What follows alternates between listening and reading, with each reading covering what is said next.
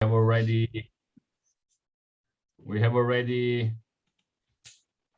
the group of students that is already connect.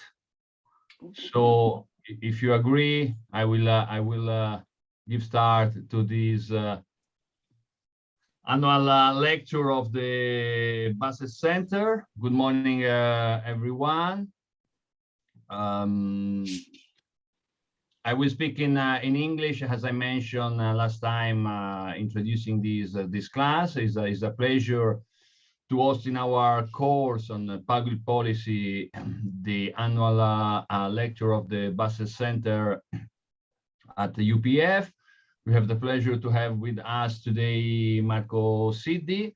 Marco is full professor at the University of Cagliari in Italy.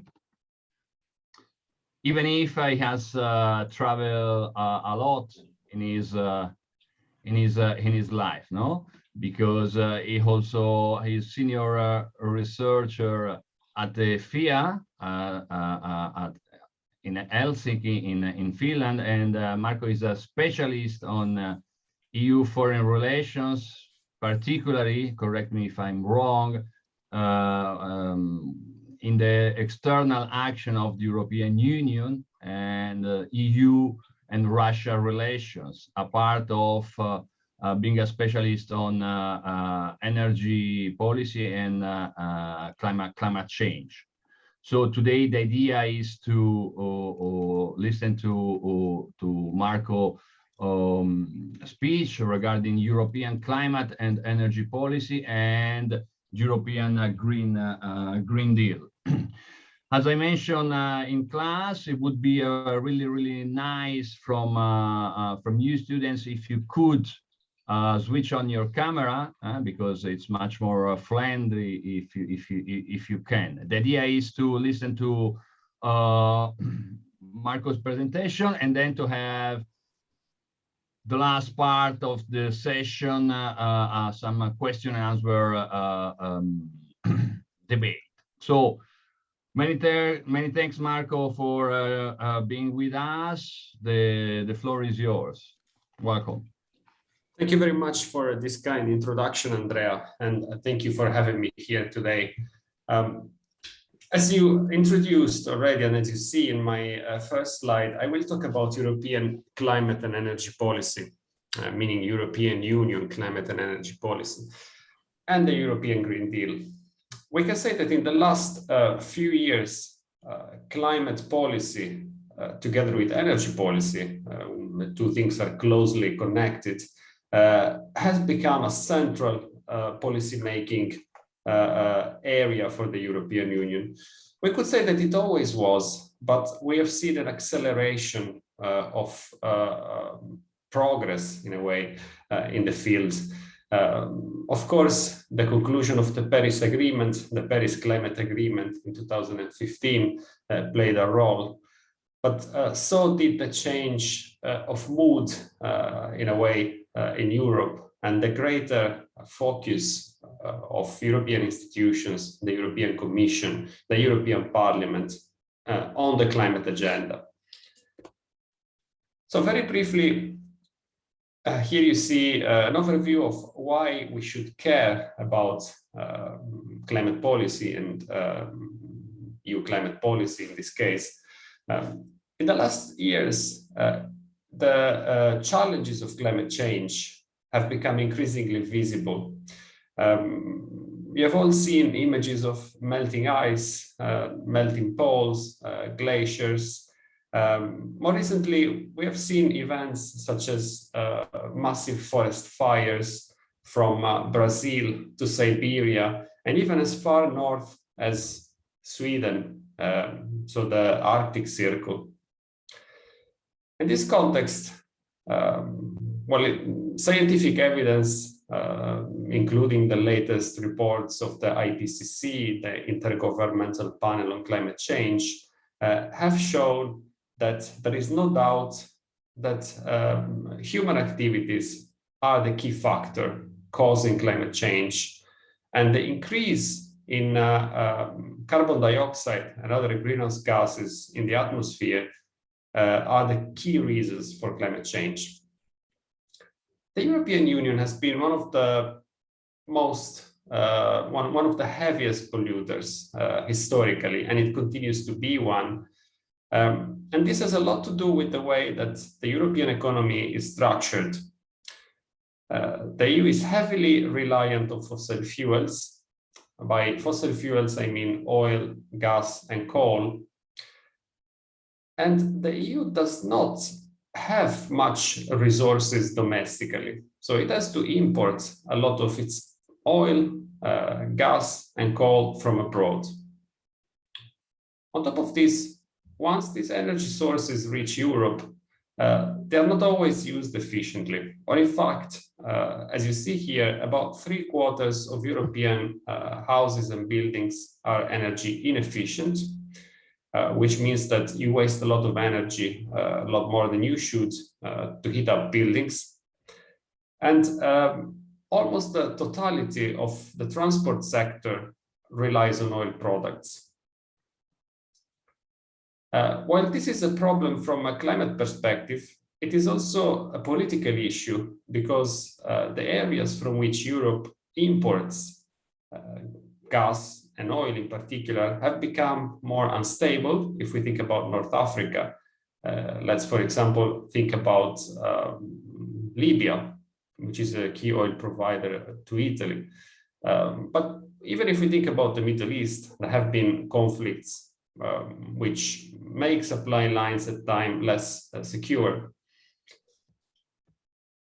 And of course, it's in the news today, relations with Russia, a key supplier of oil and gas, have gotten a lot worse, and the EU is trying to reduce dependence on Russian fossil fuels. This is not very easy, however, or it's quite difficult because of path dependencies, because member states have different energy mixes, so a different composition basically of their energy structure. Some states use more oil, some have nuclear power, some rely more on gas, some have invested more on renewable energy. Moreover, it's not easy to coordinate policies because in the area of energy and climate policy, EU member states and European institutions share competencies. So some things are decided at the level of the EU in Brussels, and some others are still decided at the level of member states and capitals. So here I want to show you very briefly a few graphs taken from Eurostat. You see on the left that Russia has been the largest supplier, the largest external supplier of gas to the EU. This is because Russian gas has been relatively less expensive, and also because there is infrastructure in place. There are pipelines, so it's easier logistically to import gas from Russia than from areas that are further away for many European countries. And on the right, you see the situation regarding oil imports and external oil suppliers. Once again, Russia plays an important role, but we also have other suppliers such as the US, Kazakhstan, Nigeria. What does this mean in terms of money? Well, the EU spends, or let me put it this way, about 15%, 1/5 of what the EU spends for foreign imports goes into importing energy. And if we try to quantify this in terms of money spent, we can say that about 200 billion euros are spent every year to import energy. Well, this figure refers to the pre-energy crisis context. As you know, now energy prices went up a lot. I guess if you just looked at your energy bill recently, you might have noticed it. So probably this year the bill will be even higher, or more than probably, I would say for sure. Okay, I don't want to say too much about the historical background, but let me emphasize that energy was central to the process of European economic integration from the beginning.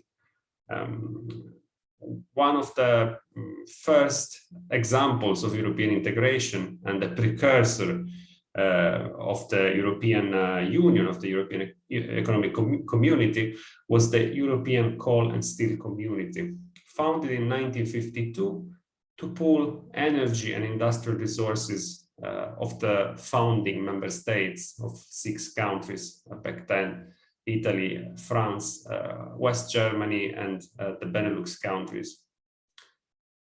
And also, when when the Treaty of Rome was signed in the mid-1950s, it is often forgotten, but also another treaty was signed, which is the Euratom Treaty, which aimed at cooperation in the nuclear sector, civilian nuclear power, between European countries, between European Economic Community countries. Then after that, for several decades, the energy sector remained the domain of national policy. So very few competencies, very few decisions were made at the supranational European level. But things began to change in the 1990s in particular, when several legislative packages were introduced to try to form a European energy market. And then more recently, we have seen 2 main initiatives at the European level. First one was the the Energy Union strategy, which was partly a reaction to the crisis with Russia already in 2014, to the annexation of Crimea. So the goal of the Energy Union strategy was to strengthen the domestic market, diversify relations with external suppliers, but I'll come back to this in a moment. And then more recently, the European Green Deal was launched, which builds on and develops the European climate agenda. If you have any questions, if I'm going too fast, please do interrupt me or let me know.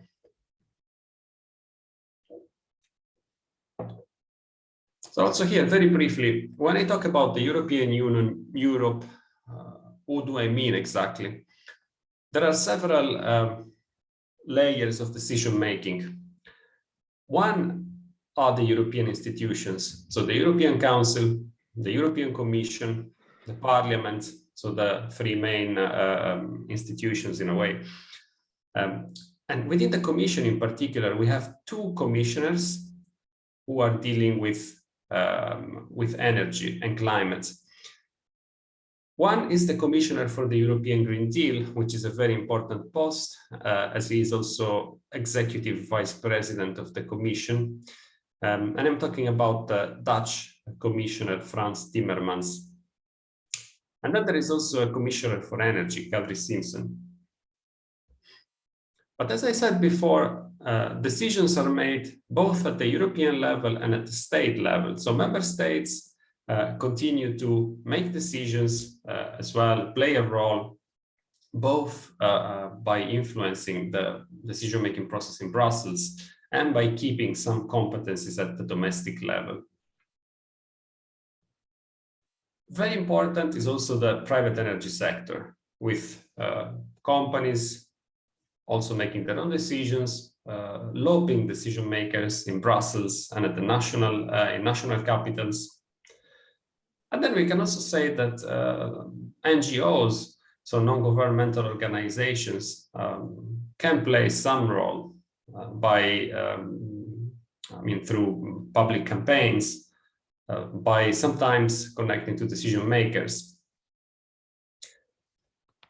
And we shouldn't forget that even if we are talking about the European level, European policy, European institutions and member states also have to relate to other international organizations and to the broader multilateral agenda.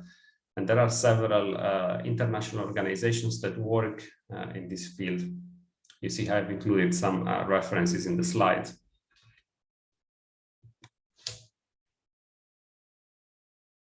I don't know how much, or probably you haven't studied European Union institutions or law yet, but let me just say that for every policy area in the European Union, there are some legal documents that tell you what you can do, what you can't do, what the objectives are.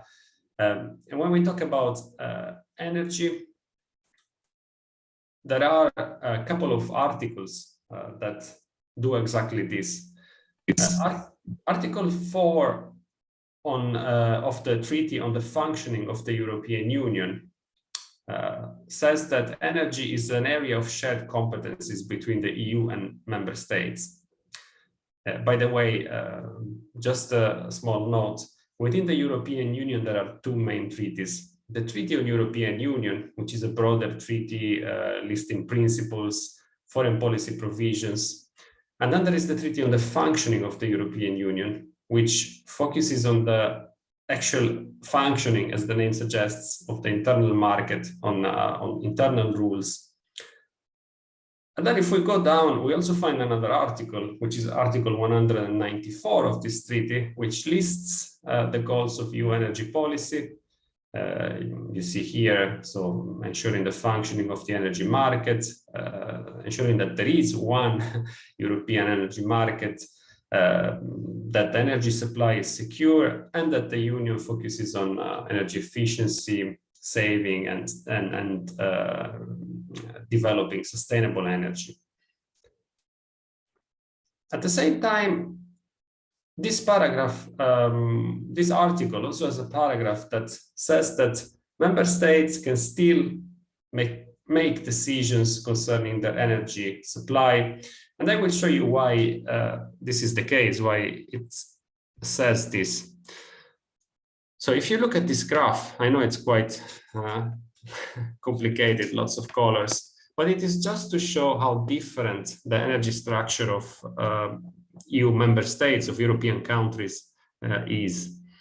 So there are some countries that rely a lot on coal, solid fuels. This means essentially coal, which you see are the red lines in the graph. For example, Estonia, Poland are heavily reliant on coal. Then you have some countries that are more reliant on oil. Look at the European islands, for example, Cyprus, Malta.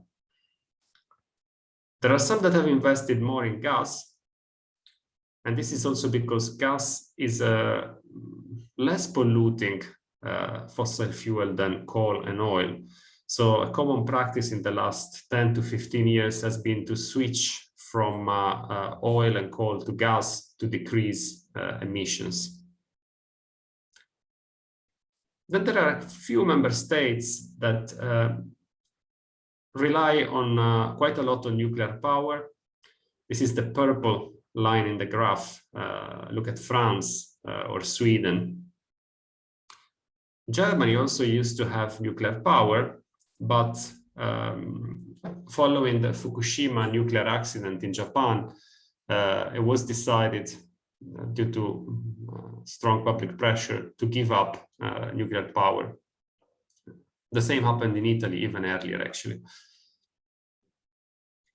And then you see that some countries have a bigger green line, which means that out of the total energy they use, more comes from renewable sources.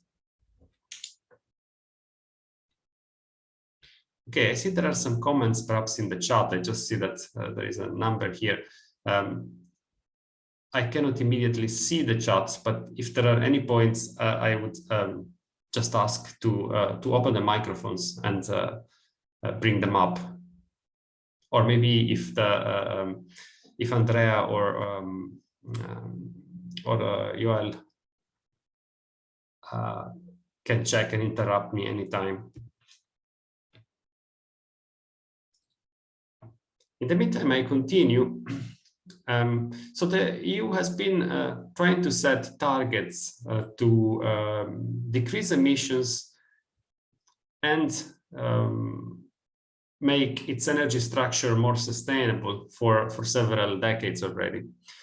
We had targets for the year 2020. This was the so-called 20-20-20 agenda. It was called so because the key targets were reducing greenhouse gas emissions by 20% compared to the levels of 1990, having at least 20% of EU energy consumption come from renewable energy, and a 20% improvement in energy efficiency, which meant essentially cutting energy consumption, decoupling energy use from economic growth. This has been a mantra, a long-term goal of the European Union. And in order to achieve these targets, something called emissions trading system was created. This was a carbon market. Essentially, the logic was that you would pay to pollute, and the permits to pollute would be progressively decreased so that emissions would also decrease accordingly. Perhaps you came across or you heard about the ETS, emissions trading system. This is one of the main, if actually not the main instrument of the European Union to decrease emissions.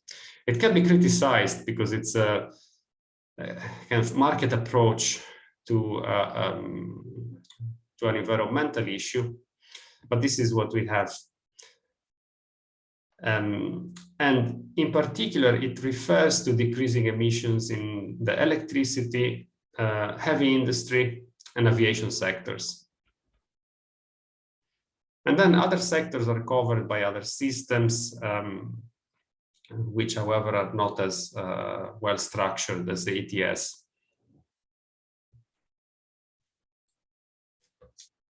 So very briefly on this, I said that the EU is heavily dependent on foreign suppliers of gas and oil, and that Russia has been, by now for a couple of decades, the main supplier, at least if we look at the EU overall. If you look at Spain, as you see, Spain is not very dependent on Russian gas and oil. But if we talk about the main industrial producers in Europe, so Germany, for example, to an extent Italy, France, the dependence on Russian fossil fuels is substantial.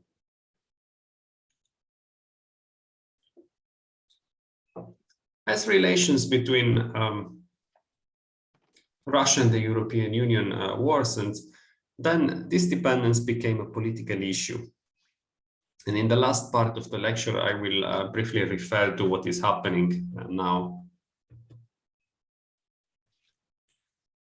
So the first warning came after the annexation of Crimea in 2014. The European Union back then launched the Energy Union, which I mentioned earlier already. And you see here the main goals of the Energy Union: increasing energy security, diversifying suppliers, in particular through larger imports of liquefied natural gas, so from countries like Qatar, eventually also the US, Nigeria. To do this, you need more infrastructure, you need LNG terminals. And also creating connections, other connections with countries that are, let's say, not within Russia's sphere of influence. One of the targets was also to strengthen connections between energy markets. In particular, there were two areas in Europe, to an extent there are two areas in Europe that were less connected to the main European grids, to the main European energy markets: the Baltic states and the Iberian Peninsula. One of the reasons, by the way, why these connections between the Iberian Peninsula and France were not so strong was the resistance of France to allow substantial imports of cheaper energy from Spain, especially renewable energy. This was a measure to protect energy production in France, including from nuclear, which is often presented as a life-saving thing now, but actually it has substantial costs. So production is not always competitive if you have sizable renewable energy production today, especially that costs of energy produced from renewables is decreasing. And then there were targets, so improving energy efficiency. You know, some of these targets are repeated over and over in various policy plans because they're, of course, central. Oh, here I have a slide just to show very briefly one of the projects that were put forward by the Energy Union, the so-called Southern Gas Corridor. The goal was to create a connection between Azerbaijan and the European market. Azerbaijan is a gas and oil producer, and in this case, we are talking about a gas pipeline. So the European Union spent quite a bit of money on this project.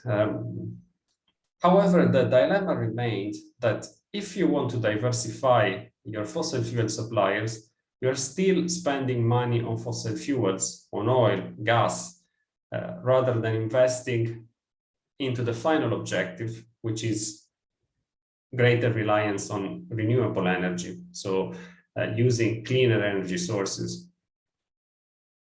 And as resources are limited, you see, this also implies a choice. And Europe is back in this situation today when you have to make a decision between, I mean, not an easy one, of course, between developing more infrastructure to import from different partners from Russia and investing more in the long term on renewables, long, medium term. Another thing that was done or that was put forward was to build more liquefied natural gas import terminals.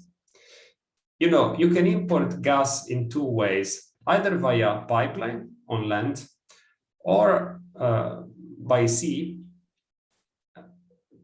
through LNG tankers, so boats that transport liquefied natural gas.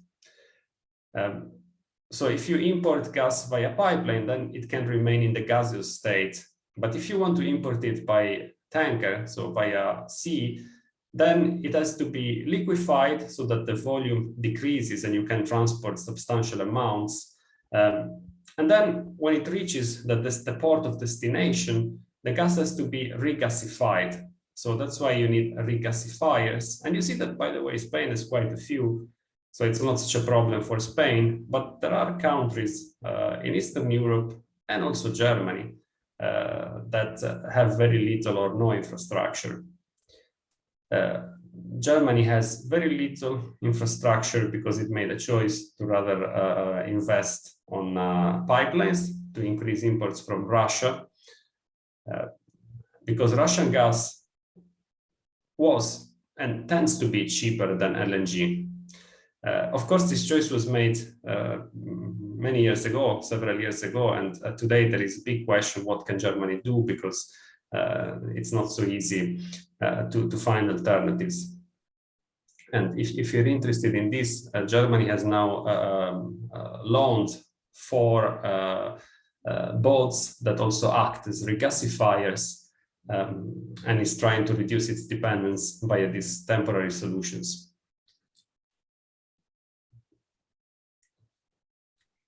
So one important push for the European climate agenda for making the energy sector more sustainable was the signature of the Paris Agreement in 2015. The Paris Agreement is the result of multilateral negotiations within the United Nations Framework Convention on Climate Change, which meets every year.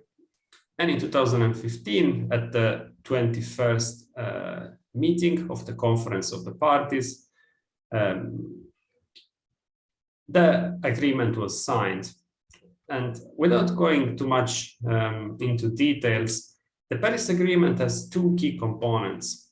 One is mitigation. So it is about limiting the increase in global temperature to well below 2 degrees compared to pre-industrial levels. So here we're talking about the year 1850. Today, in 2022, the temperature has already increased on a global average by 1.1 degrees. So we don't have much budget left, especially if we want to achieve the better target, which is limiting the increase in temperature to 1.5 degrees. So mitigation is a key aspect of the agreement. The other important aspect is adaptation. Adaptation because we already know that climate change is happening and it will keep happening. We can just, let's say, determine to what extent, the extent to which it will happen based on how we limit our greenhouse gas emissions. But, you know, to an extent, it will happen in any case. So key measure is to adapt to the changing climate. Of course, this can be done up to a certain point. If climate change, so if temperature increases more than 1.5, more than 2 degrees, then adaptation will be much more difficult and probably impossible. Okay, my last point on the Paris Agreement, just to explain very briefly how it works. Every 5 years, countries have to present targets, what I call here intended nationally determined contribution. So you present a target, and the idea is that every 5 years, your target becomes more ambitious or much more ambitious. So it's a bottom-up system rather than having targets set at the top by a central authority. Countries are expected to do that. So the Paris Agreement was signed in 2015. In 2020, we were supposed to have the Glasgow conference, which was then moved to 2021 because of COVID. But this was the first moment after 5-6 years in this case, when countries, when signatories were asked to present new targets. And the European Union presented jointly its new targets. And this is the 2030 energy agenda. So very briefly, the targets concerning the 2020 agenda were mostly met if we talk about the emission reduction targets, the renewable energy target. The energy efficiency target was actually, well, it was achieved, but you know, in the final year of counting, there was the COVID crisis, which led to a massive decrease in energy consumption. So there was a bit of cheating there. And energy efficiency was, you know, the target was actually probably not achieved. It wouldn't have been achieved without COVID. At the same time, the EU tried to continue, you know, with new objectives, with new targets, which apply always to these three areas that I described above. So the new targets agreed upon following very lengthy negotiations in 2020, 2021, were the ones you see here. So the new target for reducing greenhouse gas emissions is by at least 55% until the year 2030, always referring to the baseline year, which is 1990. The targets for renewable energy and for energy efficiency were increased to 32% and 32.5% respectively. I won't go into the details here, but there is, of course, like many things in many areas in the European Union, there is quite a complex governance structure also for the energy sector. Member states have to prepare integrated national energy and climate plans where they explain how they intend to achieve their targets. And they have to prepare progress reports every second year and send them to the European Commission, which then comments on these reports. So this is the background, the context through which we get to the European Green Deal. The European Green Deal did not appear out of the blue. It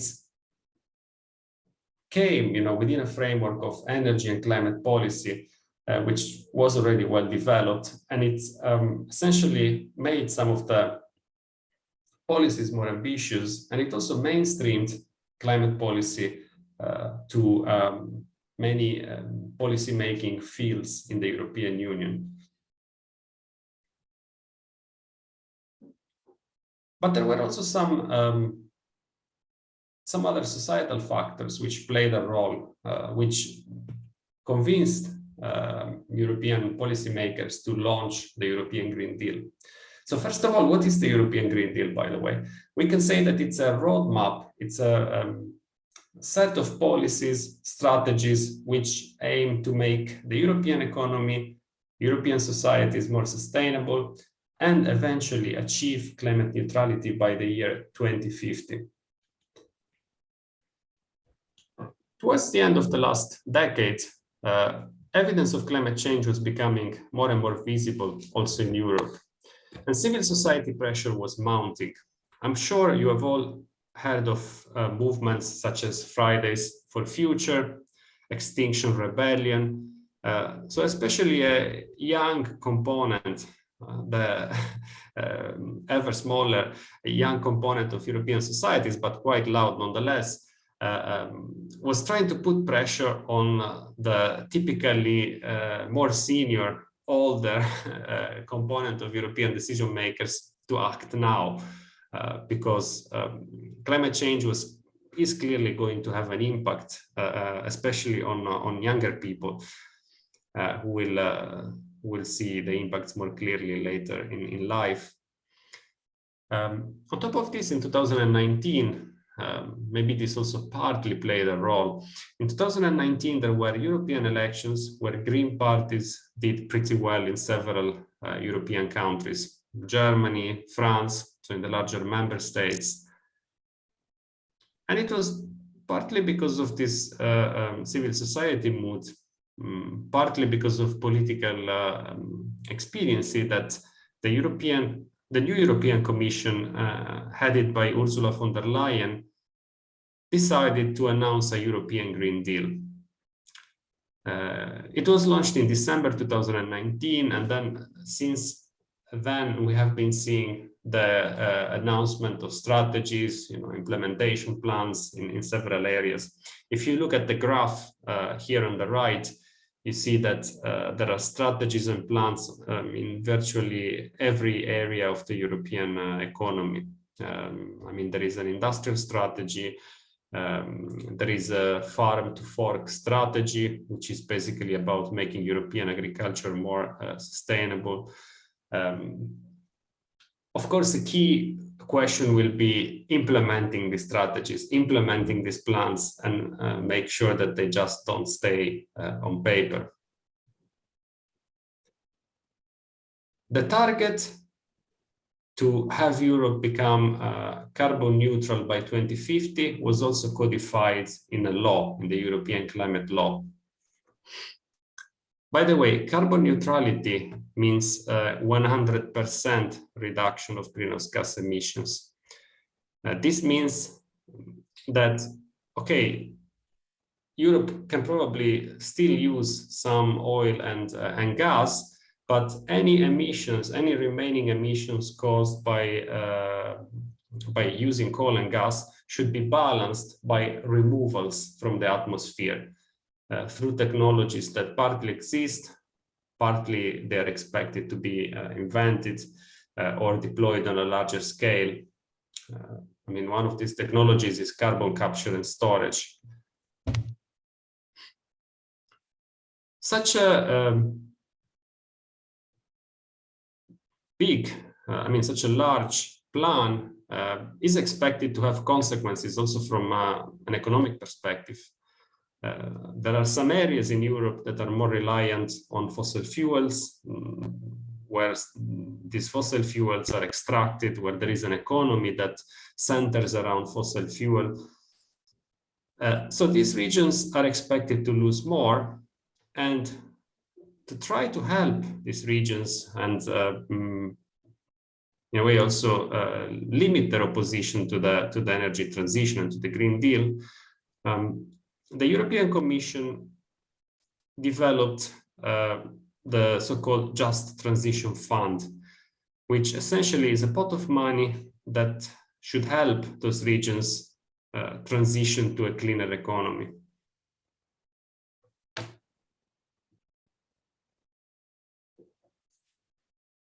This very briefly concerns some of the key domestic aspects of the European Green Deal.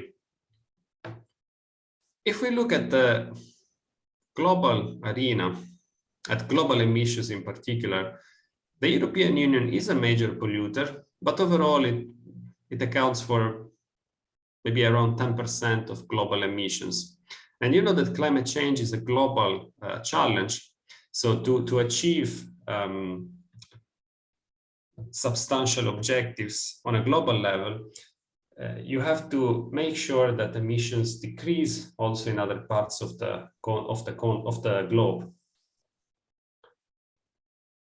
So to try to facilitate this process, the European Commission also came up with the carbon border adjustment mechanism. What is this? It is essentially a tax. It's a scheme that should be implemented in Europe beginning from 2026, progressively until 2035. It's about taxing imports to the European market, which remains the largest single market in the world. So taxing imports based on the emissions caused for the production of those goods. As you can imagine, it's a controversial plan because countries that export to the European market are not so keen on paying a fee, paying a tax. But I come back to this in a second. Let me also stress that the European Green Deal also mandates European institutions to refocus diplomacy, trade and development cooperation on climate action. So, for example, by including sustainability commitments in trade agreements.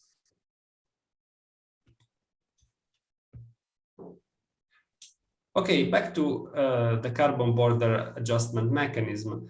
As I was saying, this would affect especially a certain category of goods, of imports that are very energy intensive to produce, such as iron, steel, cement, fertilizers. The goal of the EU is to prevent carbon leakage. What does this mean?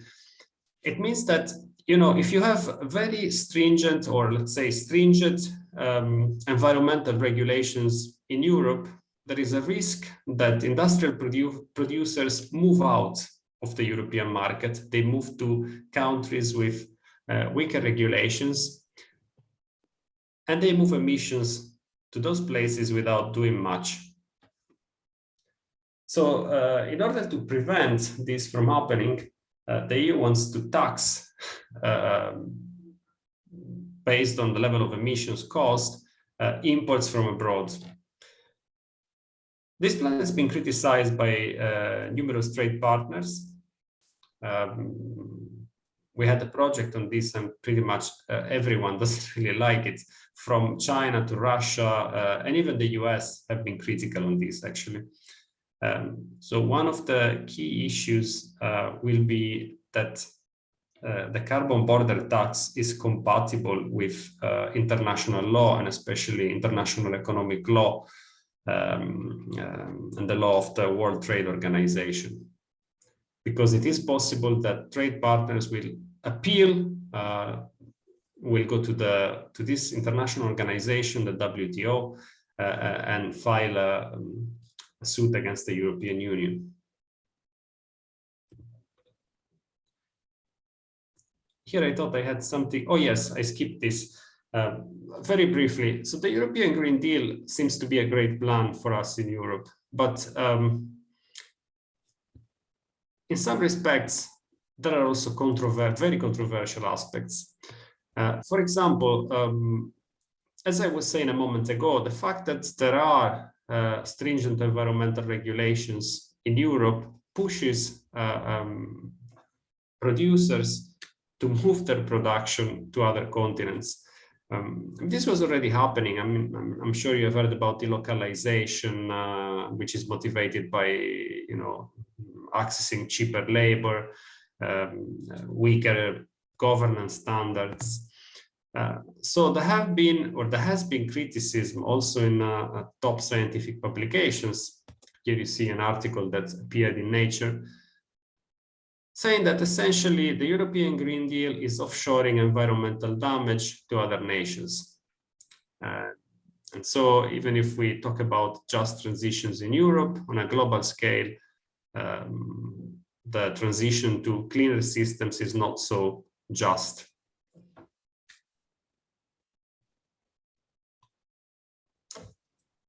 Okay, I'm coming to the end of my lecture.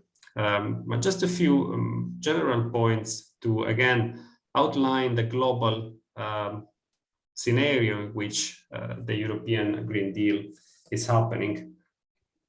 We now talk about a broader change in the geopolitics of energy. So until now, we have been focusing on oil supplies, gas pipelines, infrastructure that is about fossil fuels. Now, as especially the global north moves towards more sustainable systems, there is also a change in the geopolitics of energy. Coal, to an extent oil and gas, are becoming less important. They will become less important, but there are other resources that will acquire importance. For example, rare earths, which is a group of critical elements and compounds that are very important for developing green and digital technologies. There are also elements and critical minerals such as lithium, cobalt, which are essential for digital and green technologies, and which are, for example, cobalt, available in short supply. So we now see a scramble, we see competition between countries to access resources and control supply chains. For example, let's take cobalt. 60% of cobalt is produced in the Democratic Republic of Congo. And the major countries and companies have been trying to access or to secure control of those resources. So all this to say that geopolitical competition will refocus away from oil supplies, from gas, and increasingly concentrate on things such as rare earths, lithium, and cobalt, and the technologies, of course, to implement in the energy transition. A couple of graphs to give you an idea. China has acquired a very strong position in both the production of rare earths and control of supply chains. You see here in red China's share in this field. China is also the largest producer of renewable energy. And if you look at patents, you know, I don't know how you say this in Spanish. In Italian, it's brevetti. This is an important indicator. Sorry, please. Patentes. Okay, great. Thank you very much. So this is an important indicator of where you stand technologically, if you are a technological leader. And you see that also here, China is in very good position. The US comes second.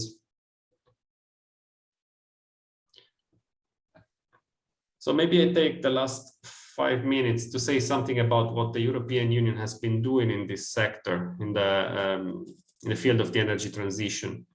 So the EU has been trying to develop policies that strengthen its position in the field.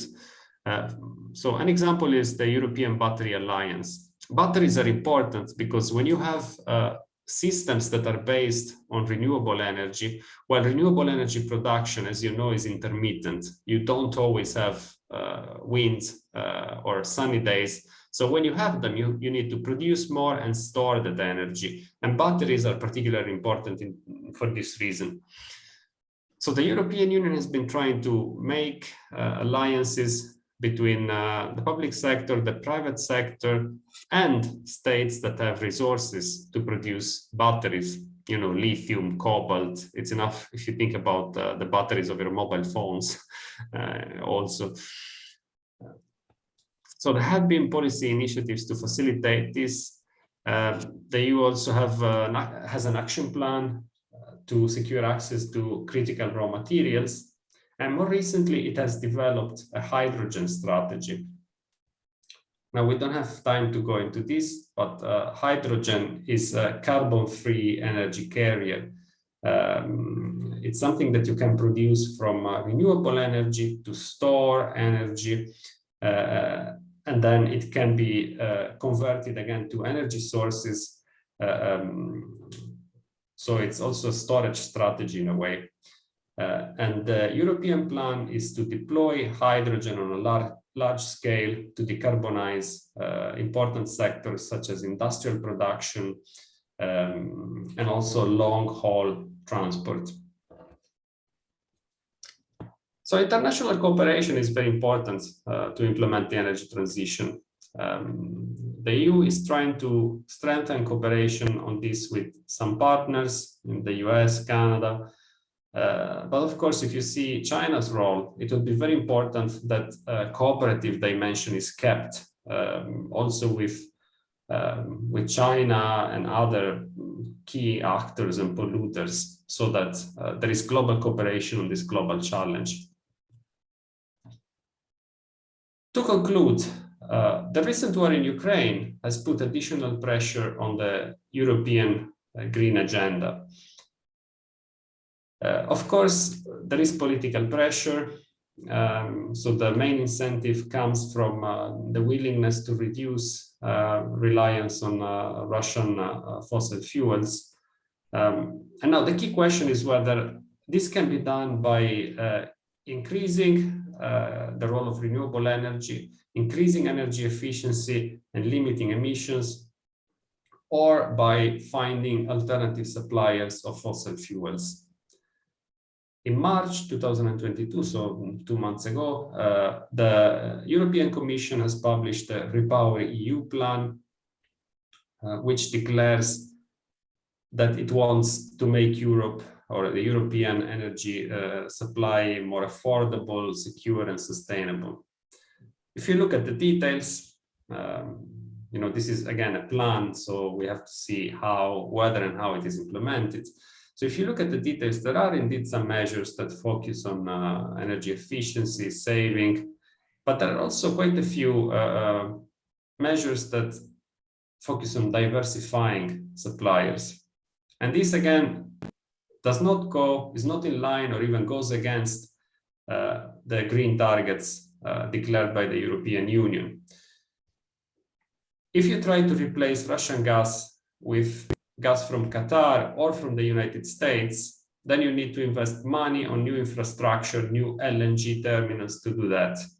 And also you have a very big flow, so very big traffic of LNG tankers in the Red Sea, in the Mediterranean, in the Atlantic, to transport these energy sources, which means more pollution, higher risk of accidents. So it's quite a difficult situation. And all of this is happening in a context in which energy imports have become much more expensive. So for the European Union, it's a question of primarily climate targets, but also economic affordability. And decisions that are made now will be important for years to come. Okay, I stop here. Thank you very much for your attention. I'm happy to take your questions and to have now more of an exchange, interactive exchange with you. Many thanks, Marco. Congratulations. This virtual applause is for you. Many thanks for sharing all these relevant aspects. No, here we have many issues on the table. No, we are at the intersection between geopolitics, sustainability, even issue related to the recent conflict in Ukraine.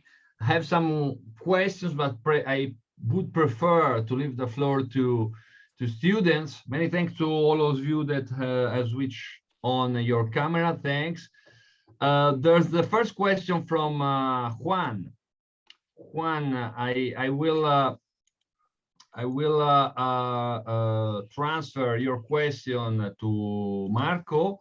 I will do by using the general chat because it's quite large question. Marco, can you read the question on the chat? Yes. Thank you. It's a very good question. So if you look at the current plans of the EU, I would say that the main country that is seen as, that could replace part of the Russian gas exports is Qatar. Qatar is a major producer of liquefied natural gas. The US can also play a role. The United States used to be dependent on energy imports themselves. And this also explained, at least, or provided one of the explanations to their foreign policy. Many analysts said that after all, the war in Iraq was also about securing the control of oil supplies, or at least controlling to an extent the Middle East, major oil producer. However, in the 2000s and the 2010s, something that was called shale gas revolution happened in the US. So a new technique was developed or was applied actually on a large scale in the US to extract gas and oil through fracking. I mean, very briefly, fracking involves pumping water at high pressure together with chemicals to break rocks. And then if you break the rocks, gas or oil are released and they come to surface. So this technique, which is quite impactful, by the way, some European countries have banned it altogether, like France. But by deploying this technique on a large scale, the US massively increased their oil and gas production. Now, Europe looks at the spare production of US shale gas to to replace some volumes of Russian gas. Now, what are the issues with this? I said some of the issues already. Transport, the fact that shale gas is in general more expensive than pipeline gas. So basically, you're importing energy from an industrial competitor that has an interest in competing with your final industrial products. But another issue is environmental, of course, because you're importing gas that is produced through fracking. But anyway, in the current context of war, these are considered by many secondary issues, and US gas supplies are seen as one of the ways to reduce reliance on Russian gas. So we have Qatar, US supplies, and then there's some other suppliers around the world that can contribute. Nigeria, Azerbaijan, through pipeline gas. European leaders have been scrambling for gas supplies all over the place, actually, and it's very difficult. It's very difficult to find them, especially now. Italy and Spain import gas from Algeria. So Italy, for example, has been trying to increase its imports of Algerian gas, but it's not so easy because Algerian production is limited. It has been limited by years of poor investment. And this is because of the role of gas in the country. Gas and energy sources in general. Energy prices are kept low because if you increase them, then you risk social unrest. And this has become even more clear after the Arab Spring. So if you are a ruler, if you are a politician in Algeria, you don't want to risk that. But then if you keep prices low, you have very little money to invest on exploration. And this is why the production has remained limited. And even these trips that we see of Mario Draghi, of heads of states and government, we have to read between the lines to see whether that energy will eventually come to Europe or not. In the specific case of Italy, just to make an example, so there was this trip of Draghi to Algeria, where it was declared that energy supplies, gas supplies from Algeria will increase. But at the same time, no target was announced for 2022, which is the last year when Mario Draghi will presumably be in government. And the first target concerns to 2023, but that will be an issue for the next government, not really for his own. Okay, so the second part of the question was about autarky. Well, so I really don't think that Europe can become autarkic or self-sufficient, to use a term that's more popular today in the energy sector. It can, of course, increase renewable energy production and so limit imports from abroad. However, even if Europe switches entirely to renewables, it will be difficult to imagine that the production can satisfy consumption.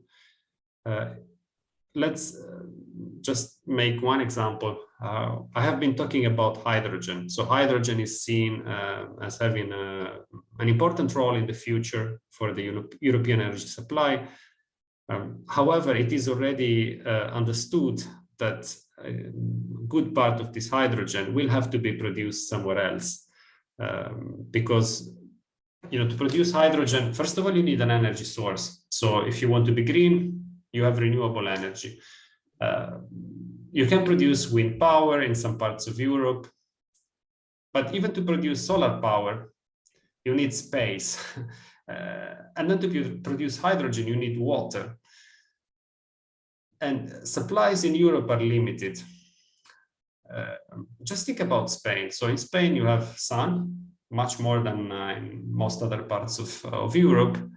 However, the water supply is limited if you want to produce hydrogen.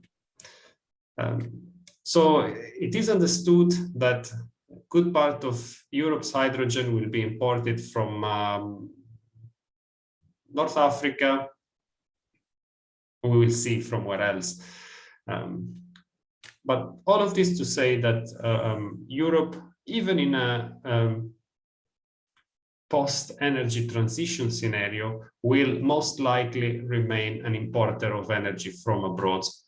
Maybe less exposed to geopolitical risks than at the moment, but still an importer.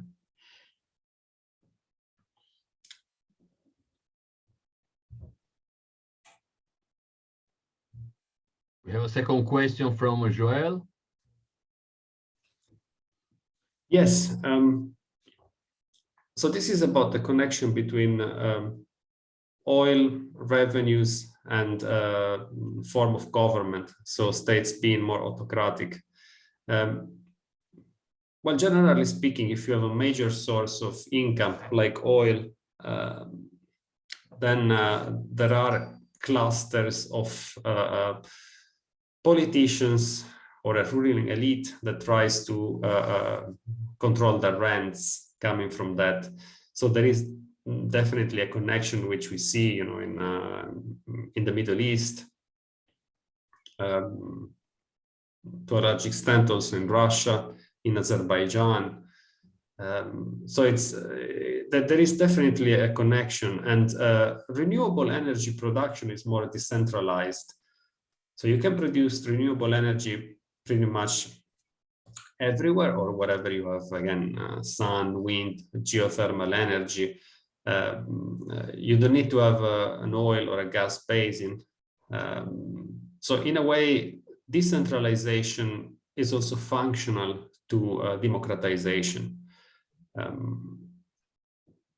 And we can expect that to an extent, this will also lead to more democratization in other contexts.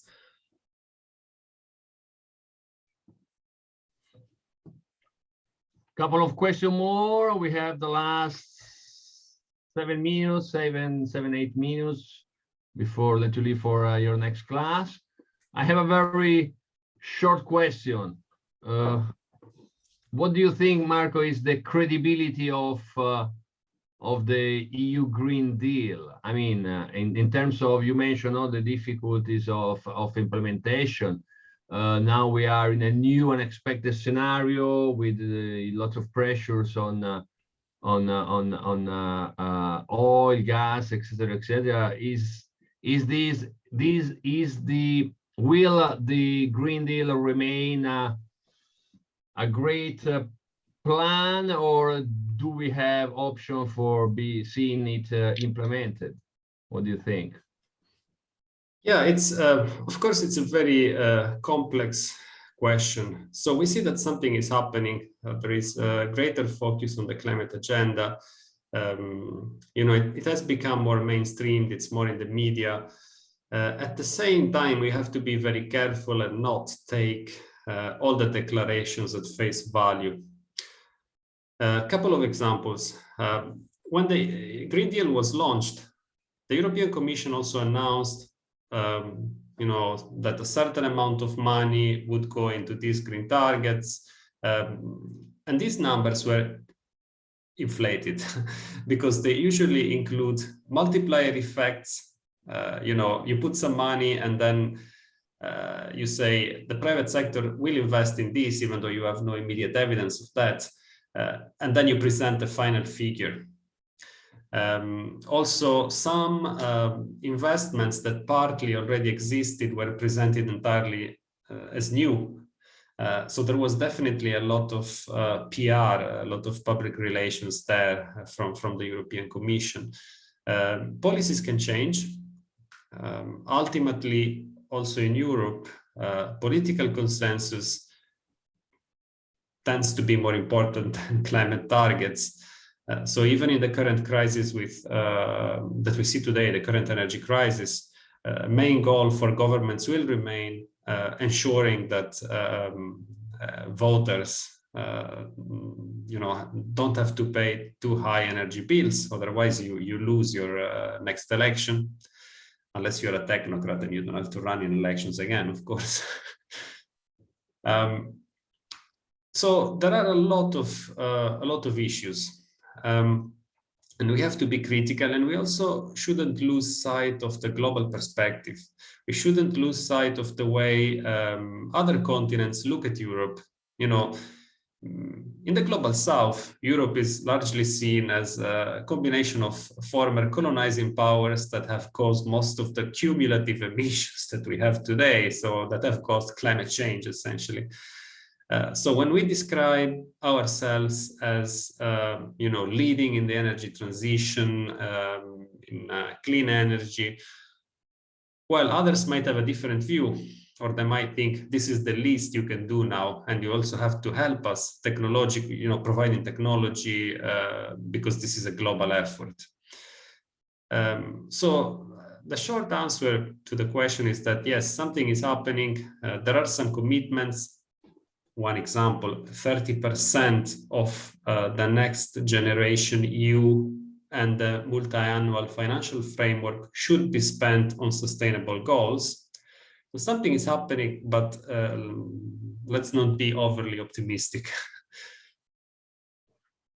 Thank you very much. The last two questions that are already on the chat, and then we can close. The first is from Vlad. Do you expect the nuclear energy industry to become more mainstream, or it will remain somewhat marginal? So nuclear energy, to deploy nuclear energy from scratch takes a lot of time. So I don't really see this as a short-term solution. But some countries already have nuclear energy. And those, basically the projects that you had in place already could play a role. But, for example, one of the biggest developments in the field was the decision of Germany to phase out nuclear power plants by 2022. In the meantime, it means by this year. And we are talking about the main industrial producer in Europe with a big consumption. So I don't think that nuclear energy will be a game changer. On top of this, Russia was also a very competitive supplier of nuclear technology and of uranium. So if you want to limit dependence on Russia, then this also this aspect is also affected. Finland had a contract with Rosatom, with the Russian state agency for nuclear power, but it was suspended following the war in Ukraine. Now we have only Hungary, which is implemented in the BACES project for replacing 2 nuclear reactors. So you see, nuclear energy is a long-term investment, quite a costly one, and I don't see these plans going forward, also because the Western nuclear sector has been quite, playing a weaker role for some time due to public opposition in most or in many countries.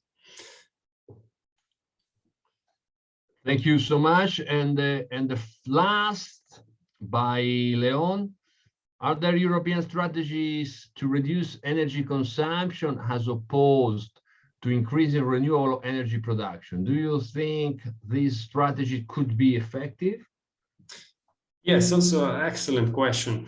There are indeed plans to reduce energy consumption. When you talk about energy efficiency, basically it's about reducing consumption. Part of European recovery funds were devoted to reducing consumption or to improving energy efficiency, to improving the insulation of housing. But again, it all depends on how you implement these plans and how much money is available. I use once again Italy as an example, because Italy was the largest recipient of recovery funds, and a large part of, or a sizable part of this money was devoted to improving energy efficiency.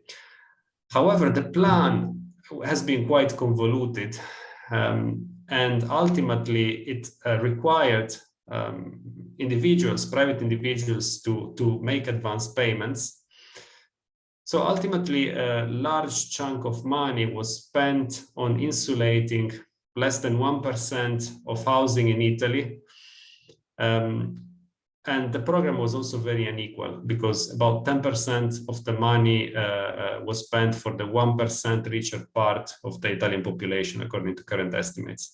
So you see, you start with a very good idea, with totally positive plan, but then the implementation is much more complicated. At the same time, reducing energy consumption will be central. And if you check the REPower EU plan, so the last slide I showed you, this is also seen as one of the ways of reducing dependence on fossil fuels. And you will see that the European Commission claims that you can save 10 billion cubic meters of gas per year, so a lot of gas, by reducing thermostats in buildings by 1 degree. Fair enough. My only question is, who checks that? I'm not sure that's happening even in European institutions, let alone in private buildings. Yes, many thanks, and many thanks also for this last point regarding implementation.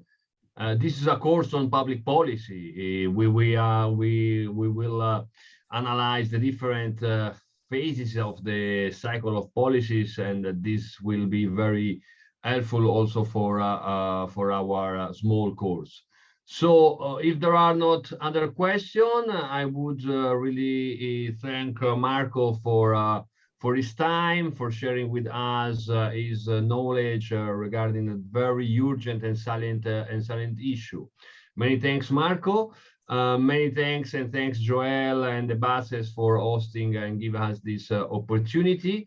And many thanks to all of you. We reach a peak of 64 students during the day of today, the morning of today. So many thanks. And I let you leave, because I know that 10:30 you have another class. So many thanks to all of you. Many thanks, Marco, Joel, and all students. Thank you for having me. Have a good day. Thanks for the discussion. Thank you all. Hasta luego, adeu.